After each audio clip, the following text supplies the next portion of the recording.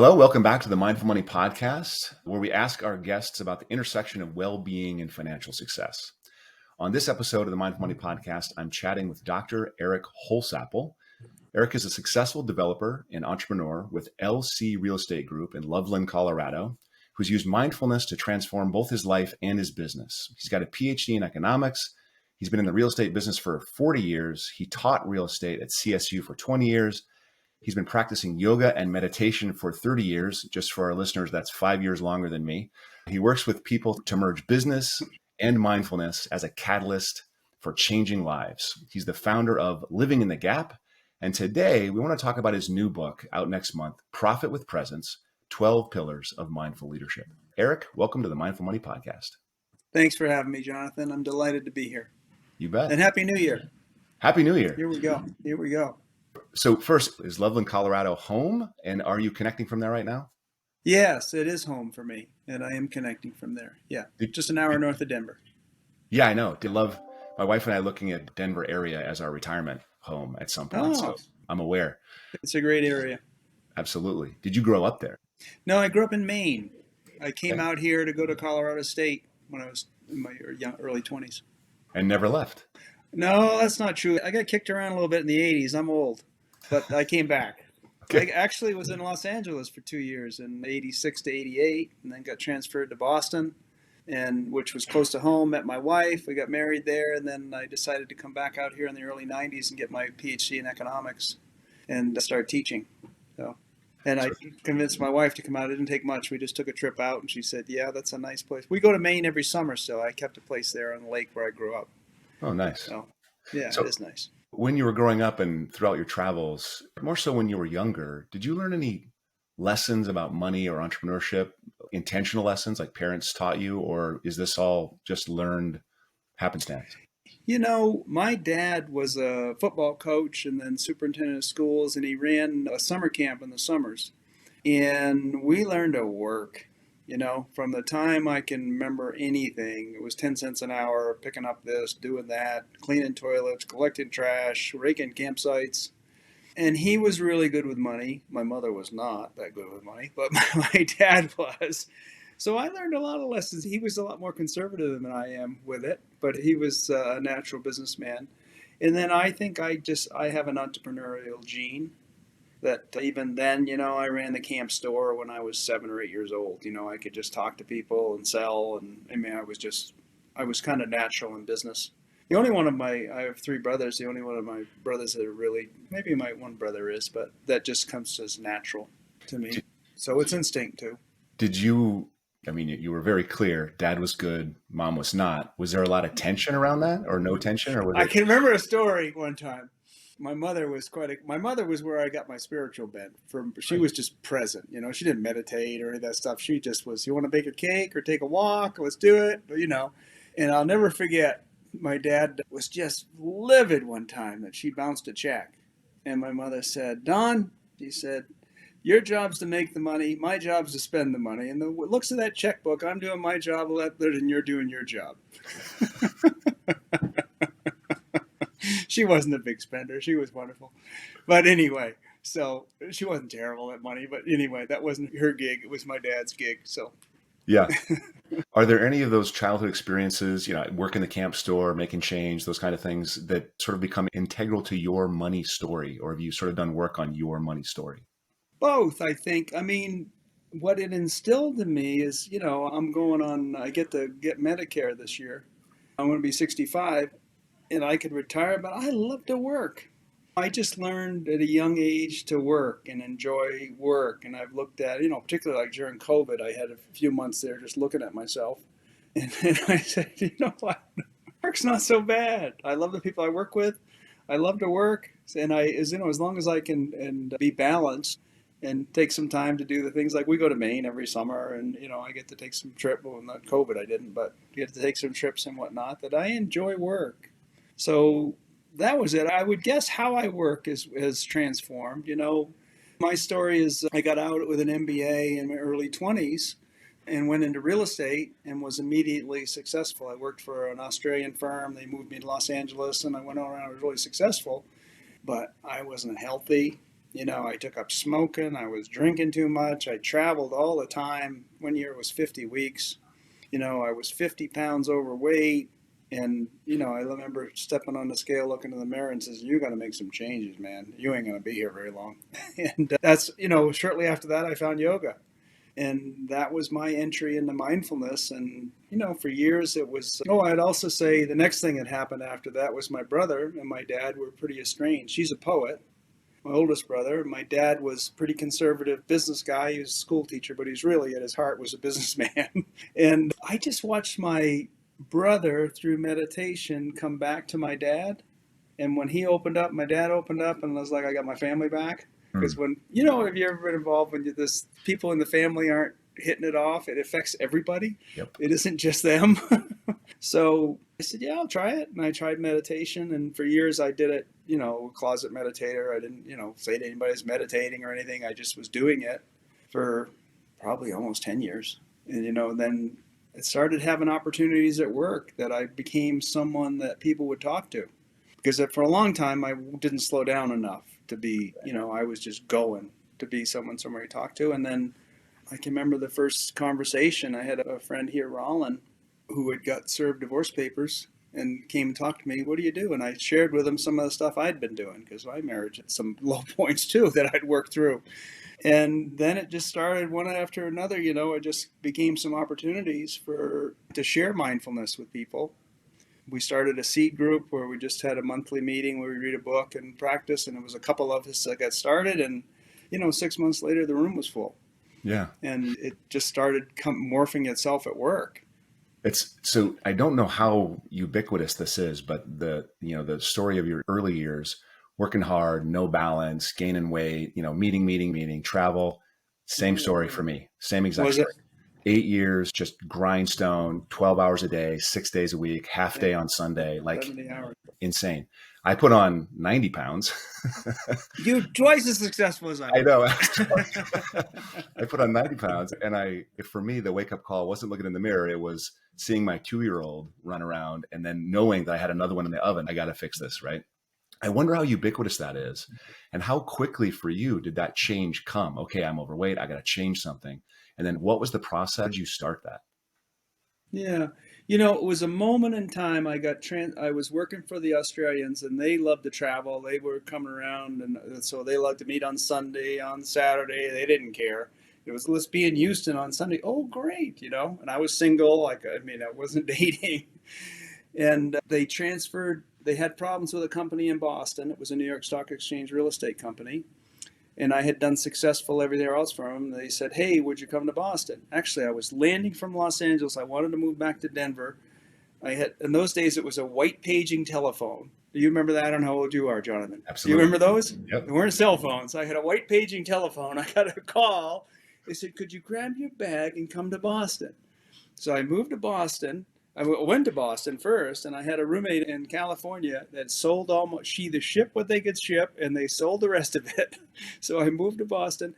The good news was there were enough problems in town that I didn't have to travel, so I could stay put. And I had an apartment. My mother came down from Maine, helped me outfit it, and I bought a scale. I stepped on that thing, and I knew, my tie wasn't tightening, my belt, but I wasn't going to the gym. There weren't scales in the hotels that I was going to. So I really didn't know what it was. And it was a shock moment for me. When I saw that scale, it was like, holy God.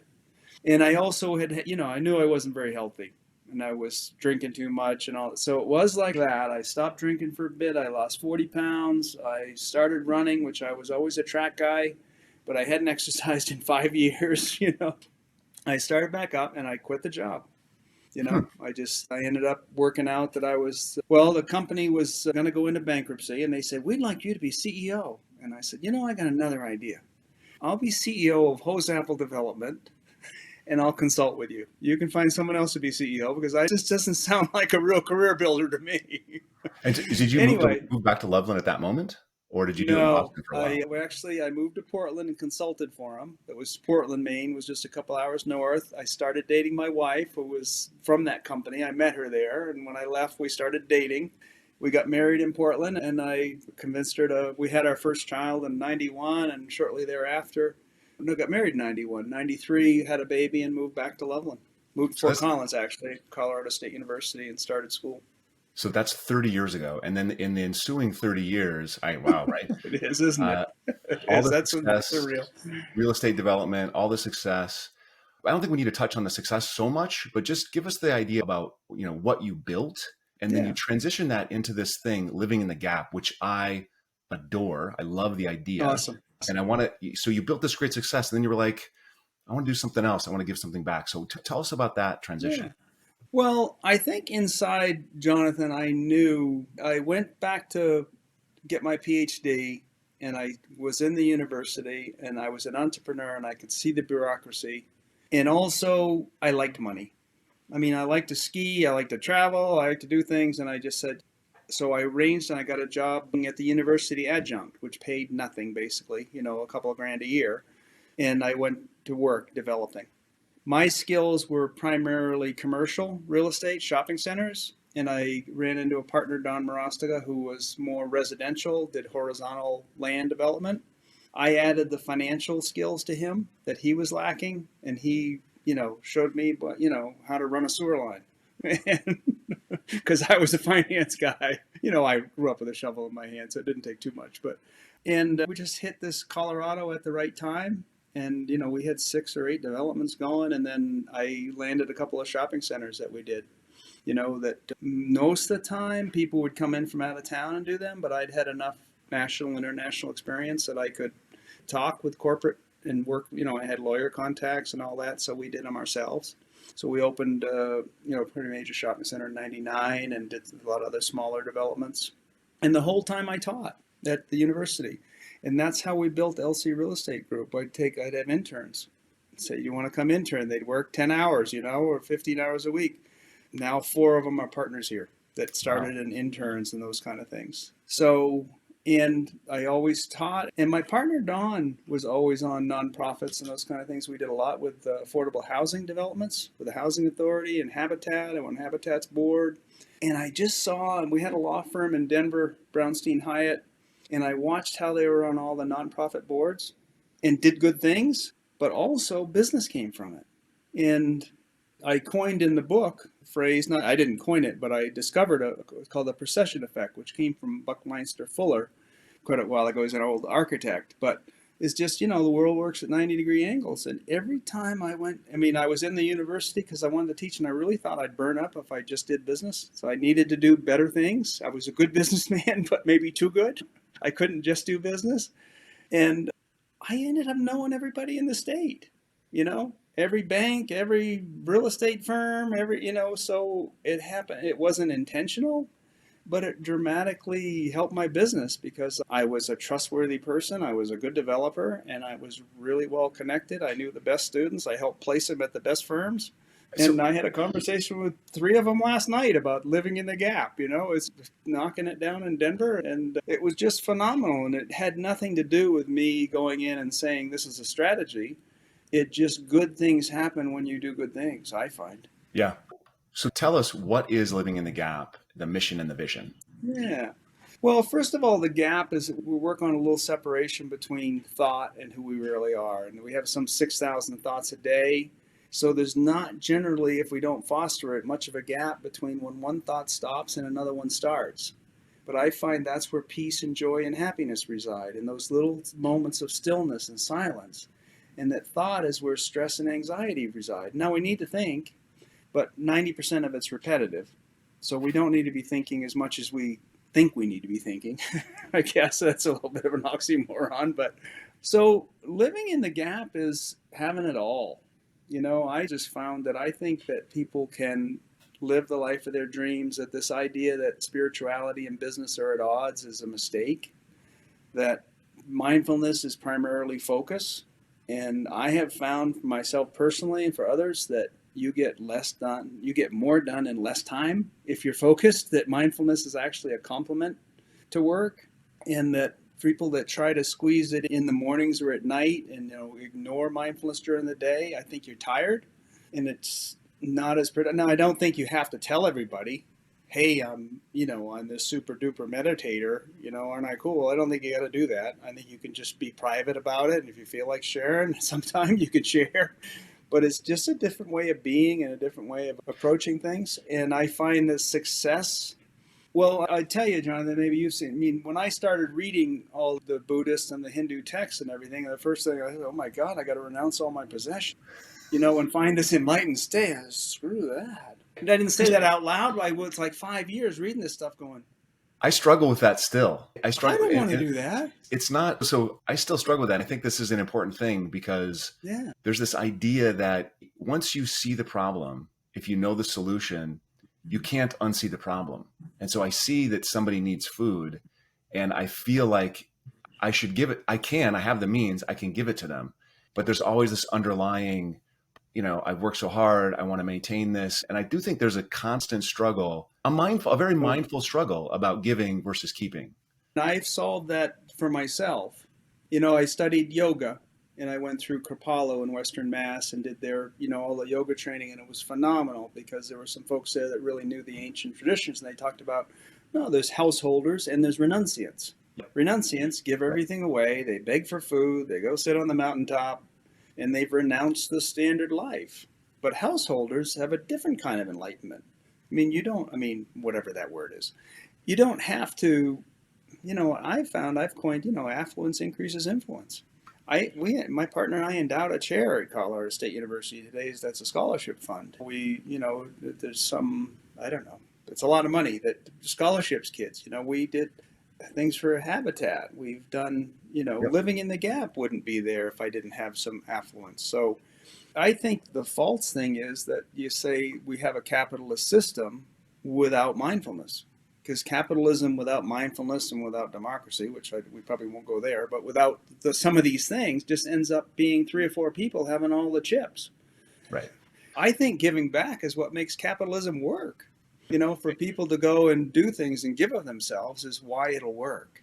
I totally agree. I don't think everyone else agrees. I think that's where you get so much pushback, on capitalism. I don't think it's because capitalism. I think capitalism gets tarred and papered. Like there's the straw man argument that often get put up against capitalism. And I think it's the greatest system in the world.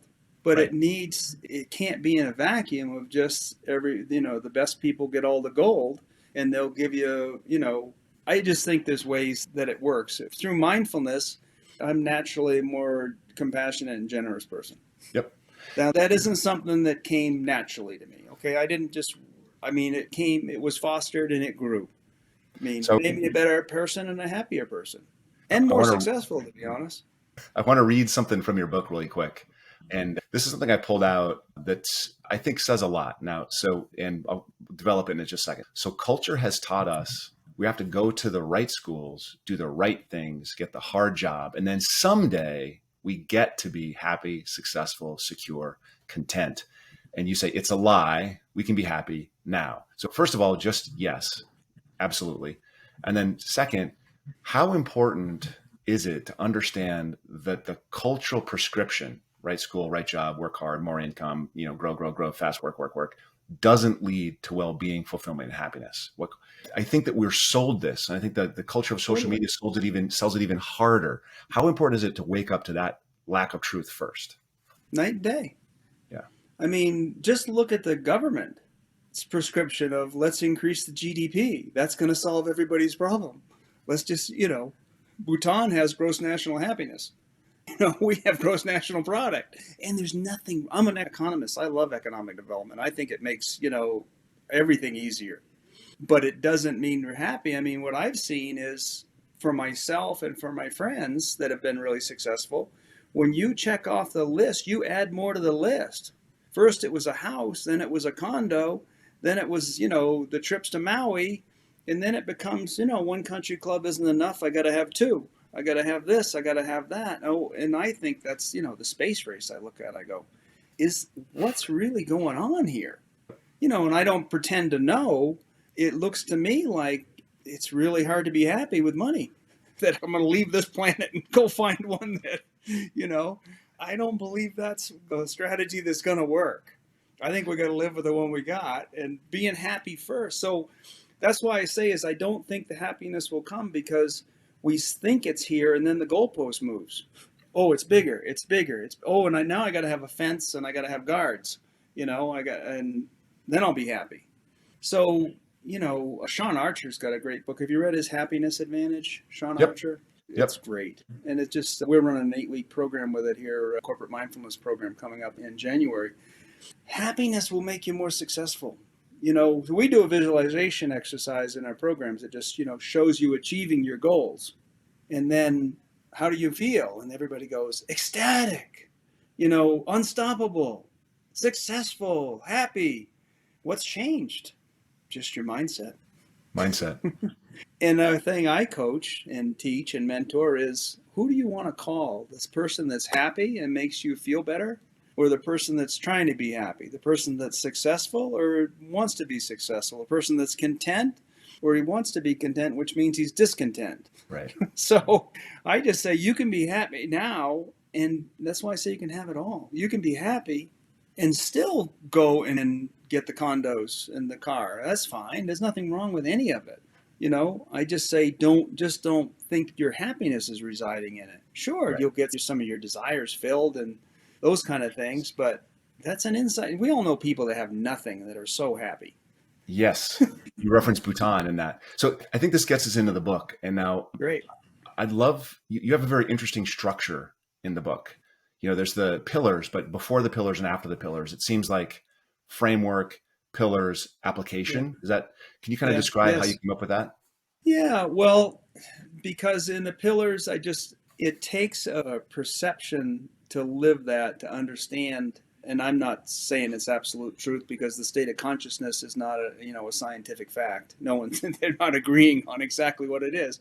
But for me is that I create my reality, that just lay out that I have a mind, but I'm tied into a larger universal mind, and that I create the universe, and together we create the universe. And from that perspective, I take control of my journey.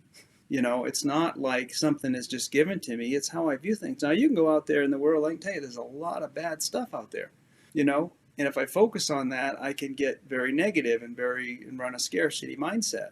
But my experience is if I don't go down that road and I focus more on what's working, what's going right, gratitude for what's happening, my mindset changes and I see more things to be grateful for. So from that mindset, the pillars make a lot of sense. Like, for instance, pillar 2 is finding your purpose in life. From Eckhart Tolle, who is someone I love, says, you have an inner purpose and an outer purpose. My inner purpose is to awaken, to notice that I'm a conscious being, not just a robot, just making GDP and making widgets and, filling up the checkbook and paying taxes. That I'm actually a conscious being with a soul, and boom, From there, everything changes. My outer purpose is what I do. I'm on a podcast with you. I'm running Living in the Gap. I'm building a real estate firm, or I'm teaching at the university. My outer purpose is just what I do. But with presence, I can show up to that outer purpose in a certain way, which is really unstoppable. If I show up to something fully focused and present to it with the motivation, I can get a lot done. So I agree with everything that you said. And I've had lots of conversations. Yeah, I should just say I'm in Berkeley, California. I've had lots of conversations with folks that would ask me this question. And so I'm going to ask you the question. Right. Jonathan, they would say, and so Eric, I'll say, it's from a place of incredible privilege. You can say things like, change your mindset and it'll change your life. When you are in abject poverty, when you are, underneath, when you're just treading water, you're about to drown, it's much more difficult. So what do you say to somebody, you're very successful, I'm pretty successful, we have gotten incredible privileges in our lifetimes. What do you say to somebody that hasn't had those same starting points, hasn't had the same starting blocks? Well, 2 things. First, I would say is, am I able to do these things because I'm successful, or am I successful because I look at the world a different way? I've always been willing to invest in things and put more money in things and even borrow money I didn't have to promote a development. I've signed my name on the line to things that I had no idea how I was going to pay back. None. Other than confidence in myself that I'd figure it out, or accepting the downside, you know. So one is, I think that the mindset is also part of the success. The Sure. other is, if you look at studies like from Richie Davison out of the University of Wisconsin in the book The Altered Traits, he and Dan Goleman had the book Altered Traits, where they studied the monks, and happiness, and they don't have anything. I mean, these studies that they're finally getting about the effects of mindfulness, for years we didn't really have, but they're finally getting them. The studies they're happening from are people without anything. So I would say to you, my premise is you don't have to be poor to be happy, but you don't have to have money to be happy either. Right. You're separating the two But issues. Economics and yeah, happiness are different issues. totally. And Yep. I want both. Now, I'm not saying that I wouldn't miss the money. I can't say that with a straight face. I enjoy my life.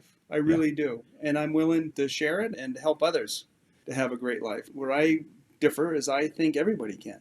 Yeah. And Maybe everybody can't be a real estate developer and build, it's different abilities and all that kind of things. But I believe that with a different mindset, the whole world can live out of poverty.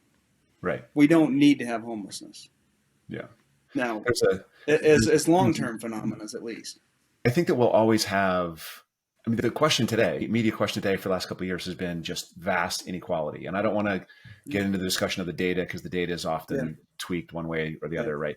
But I think that we'll always have inequality, and the inequality exists regardless of the yeah. system you're in. It exists. And so the question is, and I had a conversation recently about the micro and the macro. It's what can Mm-hmm. I do? The macro could actually help out for sure. We could make changes as a culture to help people out and give people a Yeah, leg up, but I can't do anything about that. So I can work on the micro. And I think when I think about living in the gap, you're talking about exactly.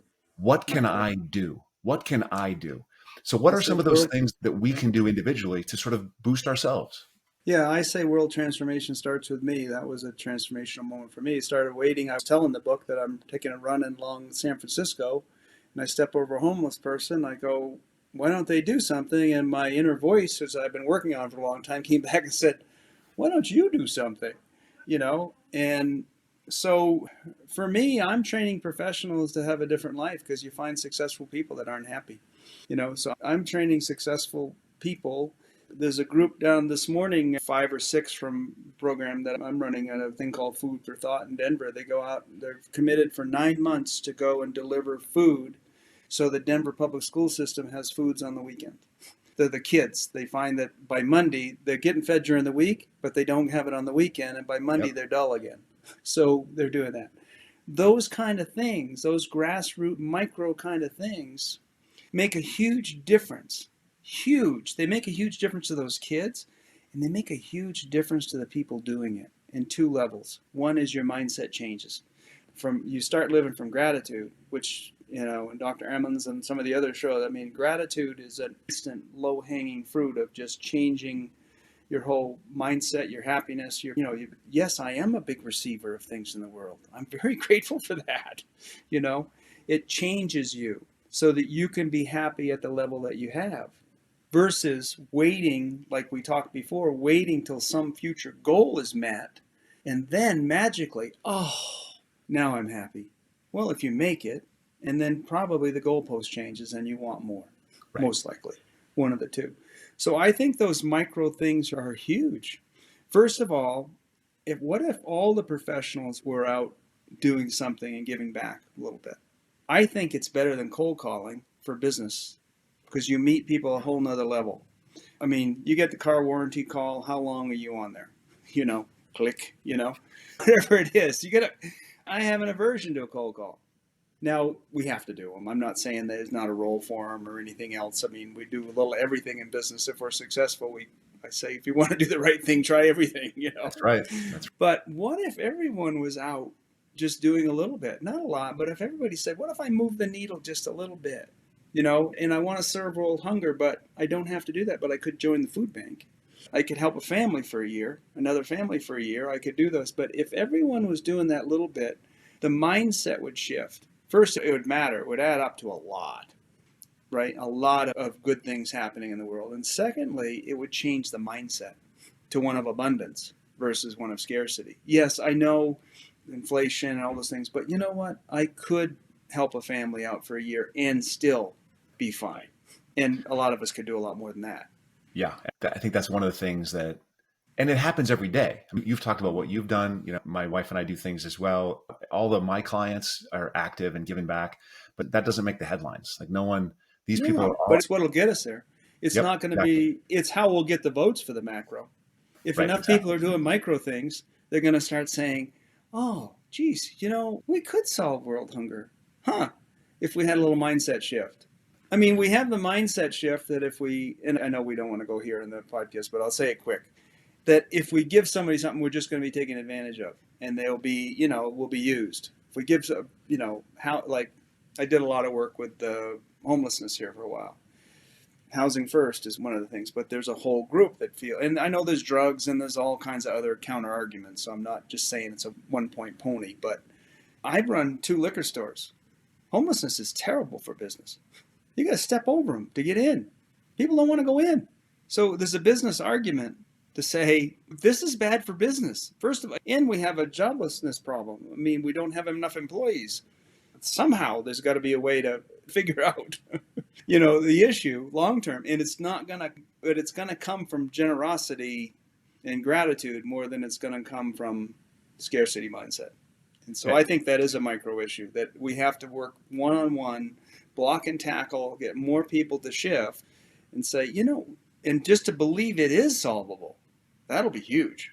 And I think that we have to add the compassion piece in there too. We have to actually care about the people Yeah. that Which are suffering, right? to me, that's consciousness. Yep. If I'm conscious, then I'm connected to them, right? We, When you see that, because you can look at that, and I've done it for years, and not be connected to it, and just it's just what it is. Boom, I'm over here. it's really But with easy. more slowing down with some consciousness, you actually, when someone looks in your car window, you go, "That's a person," Yeah. and it shifts for you. Yep. You may still feel, giving them money is not the right thing to do, and that's fine. It may be another format or whatever. I'm not saying just giving things is the answer to everything either. It's complicated. There's no question about that. But having the compassion, which is one of the foundations of mindfulness, and a belief that these problems are solvable. If I believe they're not solvable, they aren't. Right.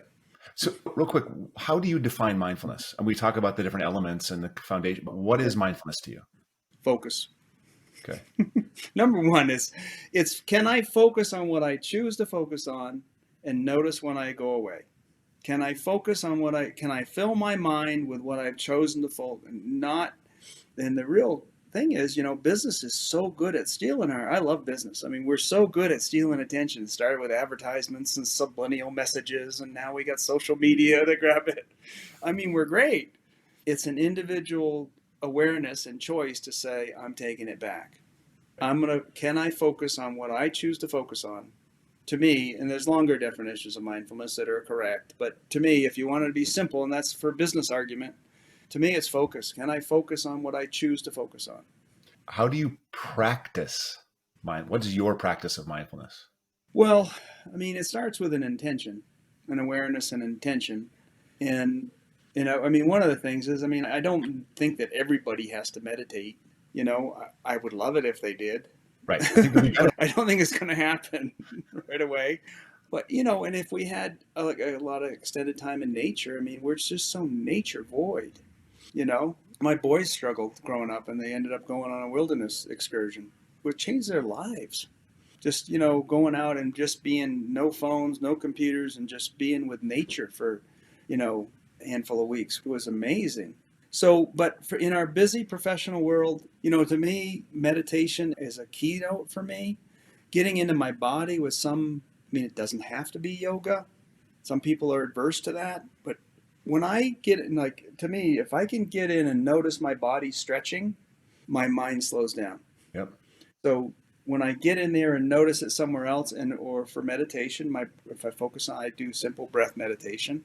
When I focus on something else, my mind slows down. If I focus on my brain, it speeds up. If I just go there. So I need to have some practice, I think, but starting out, a mindful walk without your phone, where you're, not on the phone, but you're actually looking at trees and looking at this brook or whatever it is. can be a great start. Yeah, You know, noticing, just noticing. noticing. Yep. Yes. So in a busy professional world, one of the reasons I say mindfulness at work is because everybody struggles with time.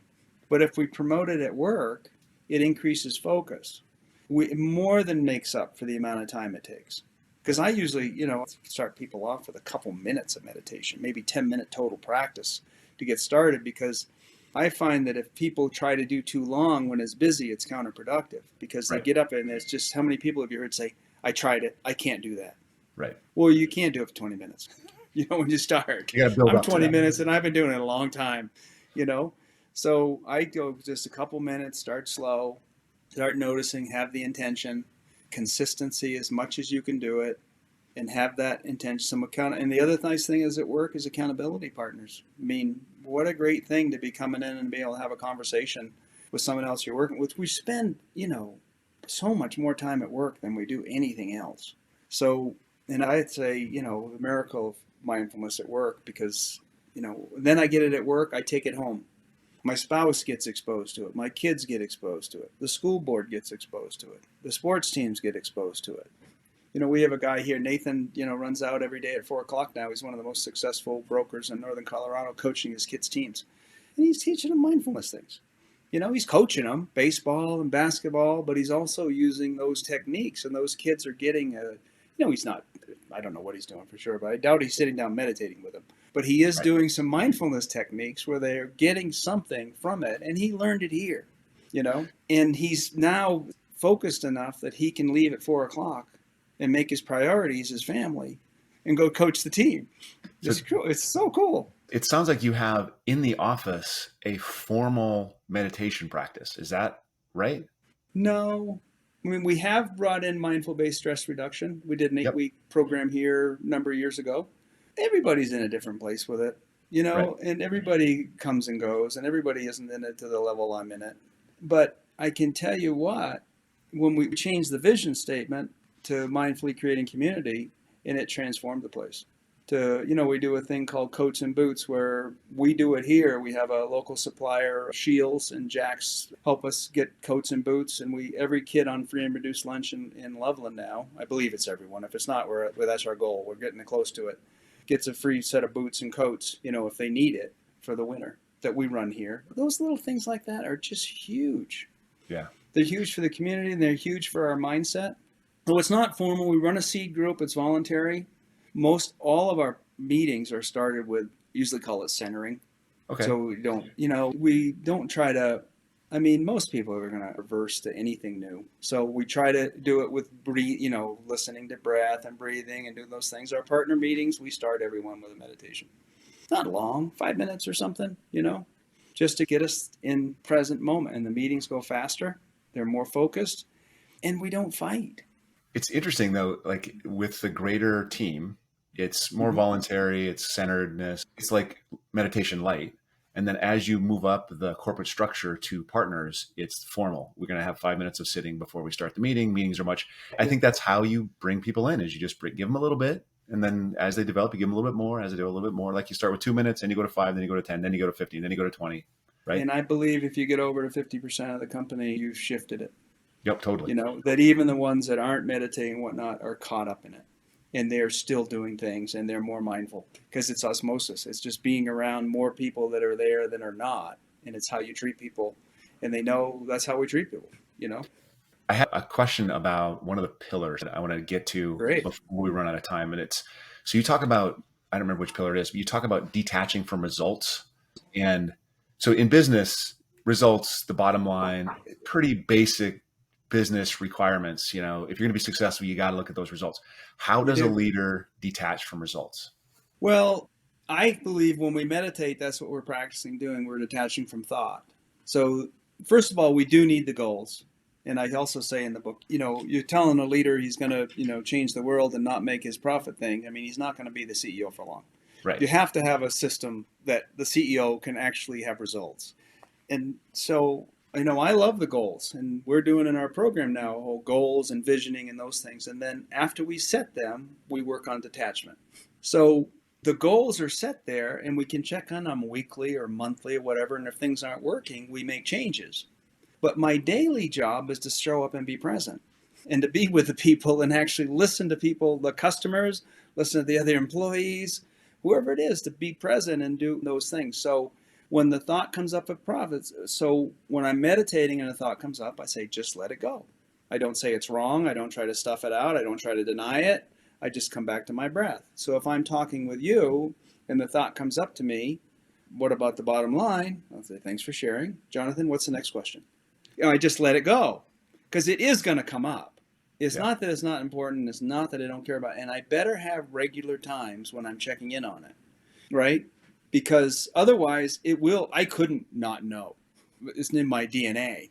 I have to know what's going on and that if we're not making money, I'm going to do something. I'm going to close it. I'm going to change it. I'm going to do something. And so that's in my personality, in my business acumen. But I don't worry about it every day. I don't. I have regular times that I check in on that, regular meetings where that's where the focus is, how it's doing, where we make changes. And then my job is to go about my business of my day. And I believe one of the biggest jobs of an executive is to connect with people, to actually listen to them.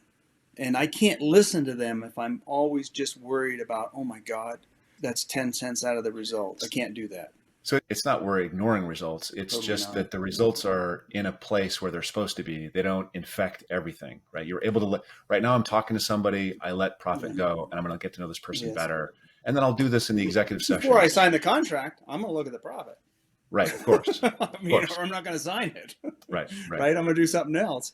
Yeah, and I think it's that profit is not a purpose or a vision. Right. Those are the natural result of having a useful purpose and vision. That's the natural result. And if you're not getting those profits, you need to shift a little bit, either from what you're doing or something else, because you won't be in business. And we need profits to make change. So this is, I love what you just said. Profits are not a purpose. I see, and maybe you see the same thing. I see tons of business people that say, what I want to do is I want to make money. What's the best way to make money? And those businesses, maybe they make money, but they're never happy at the end of that. They don't fulfill a purpose. And I think that's really important to focus on. I think that's another 45-minute conversation. So I think I'm going to table that to the side. I've got a good question here. So there's a ton of noise out there in business and in life. And I want you to simplify it for us. Ask every guest to kind of do this. You're sitting on a plane, you have a seatmate there that's asking you for advice. What is the one thing that you would suggest that they do that would lead to more personal and financial success? Be present. Actually be with the people you're with. We're so busy, we don't actually notice people. And they're screaming to tell us things, or afraid to tell us things. For me, for years, I was afraid to tell me things because I get pissed. Yep, I know. Yeah. So I think being present is huge because that's focus and it lets me take in all the information that's out there. If I'm not and I'm just busy, I have a blinders on, this is where I'm going, and I don't see the whole world of information that's out there. So, and it doesn't, when I say presence, I also mean focus. That's being focused. And if I choose to focus on the person I'm with at the moment or the division or my kids, which is most of us, that's what we're most concerned about. That's why we're doing business in the first place. Put yourself, you're on that plane, like you're 30 years old, you're flying to Boston from LA and, you're working hard, you're overweight, all this stuff is happening that and somebody sitting next to you says, be present. How do you respond to that? And I don't think I'm asking because I don't think that's enough. I think, what can they do? You're going to be like, yeah, whatever, that's great. I'll be present tomorrow, right? But what can I do? Slow down and go fast. I run at 100 miles an hour naturally. I just do. I'm a cheetah. If I had to pick an animal. And so that's probably for me why I ended up where I am doing this, is because I probably wouldn't be here. I probably would have burned up, So it was necessary for me to find some tools to slow down. But I have found that if I slow down a little bit and am more focused, I see more and see more opportunities that I never would see. Yeah. If I'm just chasing this one goal after another. So even with that discussion on the plane, may not be possible in a minute. I may share a book like The Happiness Advantage with them or something. Check this out. Great. Something that is a little more time, because we're all looking for the cliff notes, in this society. Where's the tweet that's going to change my life? Well, I got news for you. 180 words probably ain't going to change your life. Maybe if it came from Jesus, I don't know, but Mostly that's more of the problem, is that we think, our program, we have a 9-month program. Most people go, that's crazy. What are you doing in 9 months? Well, I'm trying to change. I'm trying Yeah. to set habits, that are consistent with my commitments so I can actually keep my commitments. And those don't mean, I have found that bad habits I can set in 30 days, easy. Smoking, drinking, eating too much, great. But a good habit that's contrary to culture takes a while. We aren't in an environment that supports a habit of mindfulness, most of us. That's why mindfulness at work is so important, because if we can get into a culture where it's supported, it's going to be 10 times easier than if I'm in a culture that says, oh yeah, after I make it, I'll take a walk, you know? Right. So I don't think it is maybe a trip to Australia, you'd have a little more time, but Yes, I don't think it is a quick discussion, but maybe you can point them to a podcast or a book or a program or something and say, this would be worth your time checking out. not so much a thing that we're discussing. It's like, this is one thing that they have to apply, that they have to actually do the work on and do. I tell you one story that we had a guy, I did a lot of work with a group called Extraordinary Golf, and it's awareness golf and whatnot. And we had one of the guys over to my house, Gary Lester, is one of my mentors. And he was a transformational facilitator for a group for a long time and whatnot. And he's over to my house, and I tried to get my wife to do this and that. And, why don't we do this? And, this workshop for that. And she looked at him. This is what I think in your plane trip, if you were this person, that you'd make a difference. She looked at him and said, where did you get your glow? He just had a glow. Like he didn't, he was joy. He had joy at his being. He wrote down the workshop, handed it to my wife. A month later, she's in it, So it's who you are when you say what you say to the guy. Or are you somebody that actually paid attention to him? Did you actually go, hey, well, how's your day? Or were you just another next busy executive trying to get to the next meeting, which is, try this. Or were you actually present for the person? Because when you're present with somebody, you change them. Yep. And they looked. So anyway, that story I say because my wife looked at him and made a connection and said, I want what you got. Yep. I want a glow. I could have been another 10 years trying to get her to go to that workshop. Wouldn't have ever gone. And I love my wife. Flip side of that is, what's one thing? So presence, I think, is the one thing, right? What's one thing that, as business people, we're told, you got to think about this, that we should just ignore? That you can't care about the people you work with. Hear that at executive level all the time. You're going to have to fire them someday. Don't get too close to them. You might have to make a tough decision. We find some niceties about people, but we're afraid to get to know them. You can let somebody go compassionately if you have to. Care about them. But not caring about your people that you work with is like wasting half of your life. Yeah. And theirs. And then we wonder why they don't want to give us everything they got when the crap hits the fan. Because we don't care about them. We're just trying to get something. So that's something I would say, ignore that. The other one with my kids I ignored was, you can't be friends with your kids. Baloney. I can be friends with my kids and still discipline them. I got 3 best friends. Baloney. Ignore it. I love it. So Eric, when does the book come out and where do people get it? Yeah, March 7th is the pub date. It's available for pre-sale on Amazon right now under Profit with Presence, the 12 Pillars of Mindful Leadership, Dr. Eric Holsapple. And also on our website, there's links to it, livinginthegap.org, livinginthegap spelled out.org, along with our workshops and those kind of things that we have going. So, just before we wrap up, I want to ask just a couple very personal questions. So, great. What was the last thing you changed your mind about? Oh, geez. It was recent. Business or personal? Last thing. Could be either thing. Gosh, I change my mind all the time. What's amazing about this work is I'm always from presence doing something contrary to what I think. And usually it's from generosity. Gosh, but I'm drawing a blank. The last thing I changed my mind about, well, I was going to cancel a lunch appointment today to go get my daughter's cat, but it ended up I didn't have to. I said, I can cancel my lunch and come get the cat because so my wife wouldn't have to. Now, that's not, usually in business, I would be saying, oh, gee, you know how important I am? Oh my God. So I offered and my wife said, no, I got it.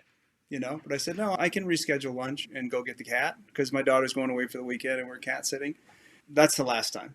All right, cool. We'll give you a pass on that one. Okay, good. Can you name a place that you visited that really had an impact on who you are today, and what was the impact?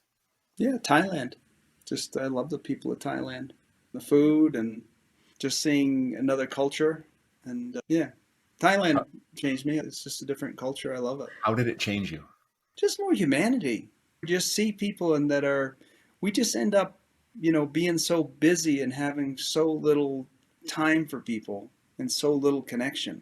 To go somewhere and you make a connection, even though the language is different and you can't understand what they're saying, but they're there and generous. And I think that makes a difference when you just experience that. I'd say I experience presence in people that a lot of times in America I haven't experienced until I had to be it myself. Maybe that's also because I was in a different environment and I slowed down enough to experience it. Because I'm sure here, the way I run, a lot of times it's there and I don't notice it. I mean, that's one of the things that people say. You got to take it when you're on a vacation. You got to take at least 2 weeks because that's how long it takes to slow things down, right? It does take some time. Hard to Yeah. do that. Eric, I want to say thanks very much for coming on the Mindful Money podcast. I appreciate Thanks the for work you having me. did. I wish you all the best with living in the gap. I think it's good stuff that you're doing, and we agree. Mindfulness is a key. I appreciate it. I really appreciate you having me on. I wish you the best. Love your program. Thank All you, right. Thank Jonathan. you. Yeah. Bye-bye.